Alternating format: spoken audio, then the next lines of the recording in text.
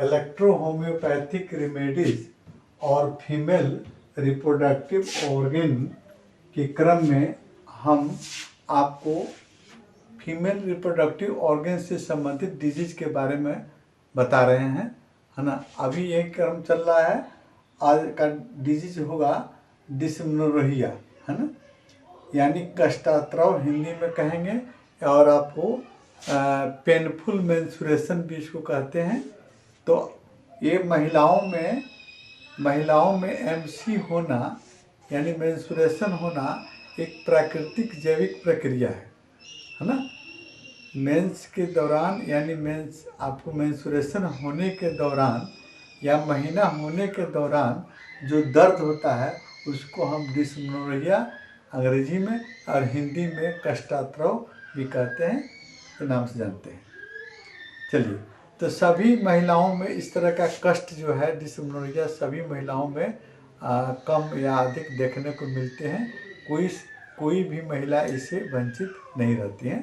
अच्छा, इसको प्रथम बार में जो महीना होता है ना, वो ज़्यादा कष्टदायक होता है, क्योंकि उसमें मानसिक रूप से भी आपको बच्चियां या महिला तैयार नहीं रहती हैं और दिमाग पर ज़्यादा प्रेशर रहता है कि हमको ये क्या हो गया, उसमें ज़्यादा कष्टप्रद होता है। पहला समय जो होता है यह 2 प्रकार का होता है। डिस्मेनोर्हिया 2 प्रकार का होता है। पहला जो है प्राइमरी डिस्मेनोर्हिया के नाम से हम जानते हैं। तो प्राइमरी डिस्मेनोर्हिया आपको जिसमें महीना आने से, है ना, 2 से 3 दिन पहले से ही आपको क्रैम्पिंग पेन यानी ऐंठन जो दर्द होता है, और उस दौरान, है ना, जिस दौरान आपको महीना होते रहता है उस दौरान भी दर्द रहता है। बाद में दर्द ये स्वतः खत्म होता है, समाप्त हो जाता है। अब ये दर्द होने का कारण हम देखते हैं कि आपको प्राइमरी डिस्मेनोर्हिया में दर्द होता क्यों है। यह भी दर्द एक प्राकृतिक केमिकल प्रोस्टाग्लैंडिन्स के कारण होता है ना। एक प्राकृतिक केमिकल होता है प्रोस्टाग्लैंडिन्स, और ये आपको यूट्रस के सेल टिश्यू में और कैपिलरीज और ब्लड वेसल्स में मिला रहता है।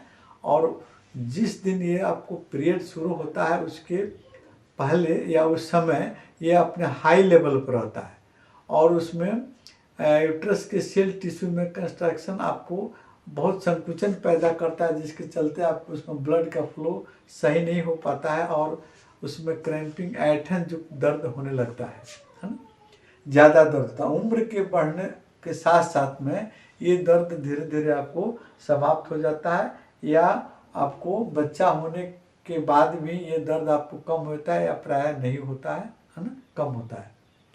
50% महिलाओं में या 50% अधिक महिलाओं में ये दर्द आपको मतलब इस तरह का आपको प्राइमरी मतलब कि डिस्मेनोर्हिया देखने को मिलता है। और सेकेंडरी डिस्मेनोर्हिया जो होता है, इसमें जो दर्द होता है इसमें प्राय ज़्यादातर महिलाओं के आपको रिप्रोडक्टिव ऑर्गन में कोई न कोई आपको डिजीज होने के चलते होता है। तब देखते हैं कौन कौन सा डिजीज होता है जिसके चलते डिस्मेनोर्हिया कारण बनता है।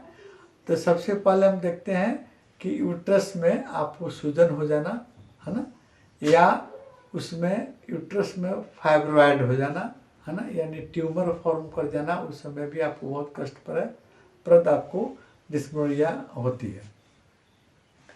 इसके अलावा आपको एक और आपको है यूट्रस के आंतरिक, है ना, यूट्रस के आंतरिक झिल्ली जो होता है एंडोमेट्रियम, है ना, एंडोमेट्रियम में भी सूजन हो जाने के चलते आपको डिस्मेनोर्हिया केस आपको देखने को मिलता है।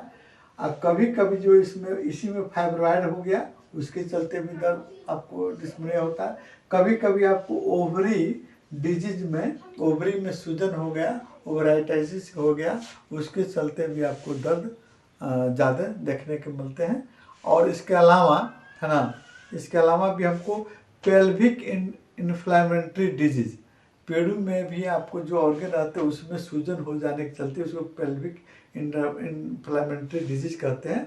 उसमें सूजन हो जाने के चलते भी आपको महीना आपको दर्द के साथ में होता है। बढ़ती उम्र में इस प्रकार का डिजीज ज़्यादातर देखने को मिलता है और आपको जैसे कान डिस्मेनोरिया होता है। और बच्चा होने के बाद में आपको भी यूट्रस के डिस्प्लेसमेंट यानी अपने स्थान से खसक जाने या कभी कभी आपको प्रोलैप्स यूट्रस के चलते भी आपको डिस्मेनोरिया का केस देखने को मिलता है। अब देखते हैं हम लक्षण इसका। लक्षण में आपको पेल्विक रीजन में आपको पेड़ों में दर्द होना, है ना, ऐंठन के साथ में दर्द होना, साथ साथ में इसके अलावा आपको यह दर्द पीठ, आपको कमर और जांघ, पैर के निचले पर्सन तक भी ये दर्द जा सकता है ना। दर्द के समय कभी कभी दर्द इतना तीव्र रहता है कि महिलाओं को उल्टी होना या डायरिया होना भी आपको देखने को मिलता है। इसके अलावा आपको बार बार पेशाब होना और यह दर्द आपको पीरियड आने के 2 से 3 दिन पहले शुरू होता है और आपको जब पीरियड शुरू हो जाता है तब प्रायः समाप्त हो जाता है ना। ये आपका मेन लक्षण हो गया। अब देखते हैं आपको इलेक्ट्रो होम्योपैथिक में आपका इसका कैसे हम ट्रीटमेंट करेंगे। तो जितने भी आपको मेल फीमेल डिजीज आपको हो, फीमेल ऑर्गन के जो डिजीज हैं, है ना, उसमें जो है उसमें जो मेडिसिन का कुछ न कुछ अंतर रहेगा, लेकिन डिस्मेनोरिया केस में ज़्यादातर आपको एक ही तरह की आपको ट्रीटमेंट देखने को मिलता है। जैसे पहले नंबर में हम आपको डॉक्टर BL कुलकर्णी द्वारा एक फार्मूला है जिसमें A3C1 और आपको C1 या C2, A3C1 या C2 को आपको सेकंड डाइल्यूशन में पीने को मरीज को दिया जाता है। तो अगले महीना में पेनलेस आपको दर्द रहित आपको महीना आती है। डॉक्टर NL सिन्हा द्वारा आपको एक फॉर्मुलेशन दिया गया आपको A3C1 प्लस F1, है ना। इसका भी सेकेंड डाइल्यूशन में मिक्सचर बनाकर दिया जाता है, जिसके चलते आपको अगले महीने में पेनलेस आपको पेनलेस आपको महीना होता है। इसके अतिरिक्त में आपको कभी कभी जो है कंप्रेस लगाने की ज़रूरत पड़ती है। A2C5 और W का पेड़ों पर कंप्रेस लगाए, पेल्विक रीजन में कंप्रेस लगाते हैं तो भी इससे काफ़ी लाभ होता है। कभी कभी नर्व पॉइंट आपको 20 नंबर और 28 नंबर पर जो आपको ओवरी पर्सन मतलब ओवरी रीजन और आपको यूट्रस रीजन है, वहाँ पर हम कंप्रेस या ऑइंटमेंट का लगाते हैं तो आपको पेनलेस आपको महीना होता है। अब देखते हैं इसके मतलब इस पीरियड में भोजन क्या होना चाहिए।